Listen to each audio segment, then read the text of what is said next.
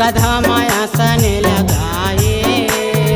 शीतल रूप तोरे शीतला मैया ममता के अचरा उड़ाए।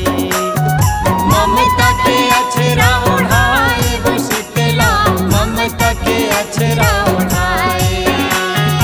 गर्मी की जाती वर्षा के आती गाँव जुड़वा से मनाए। ढोल नंगाड़ा झांझ मंजीरा तोरे अंगना में सुनाए। तोरे अंगना में सुनाए वो शीतला तोरे अंगना में सुनाए। दया माया बर सादे वो दाई। दया माया पर सादे वो दाई। करता जोर चौमास के करता जोर चौमास के। आगे महीना साढ़े बुदाई पावन परब जुड़वास हे आगे महीना या साढ़ बुदाई पावन परब जुड़वास के।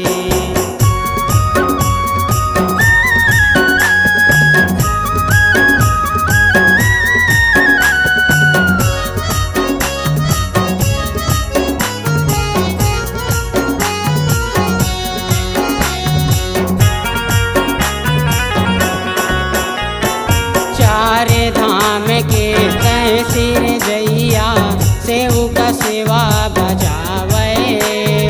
कारी कोयलिया पड़ की परवना सेवा जस तोरे गावे। सेवा जस तोरे गावे शीतला सेवा जस तोरे गावे।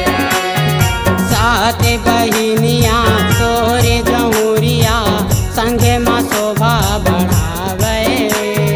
तीर माँ विराजे ठाकुर देवता जगला पोसे पाले। जगला पोसे पाले वो शीतला जगला पोसे पाले। बाधा विधन ला तारे वो दाई। बाधा विघन ला तारे वो दाई। सगरो भगत के आस के सगरो भगत के आस के। आगे महीना साढ़े बुदाई पावन परब जुड़वास हे आगे महीना या साढ़ बुदाई पावन परब जुड़वास के।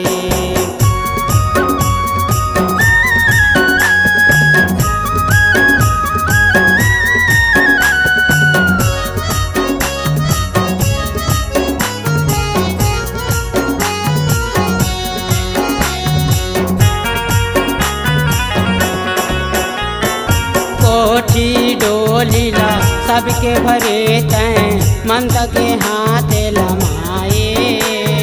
छोटे बड़े औ दिन दुखियारिन जिन शरण तोरे आए।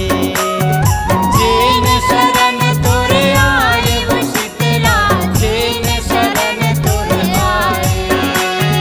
धन धन होगे जिंदगी मैया तो सन दर्शन पाए। नर औ नारी उमें से भगत है भागे अपन सहराए। भागे अपन सहराए वो शीतला भागे अपन सहराए।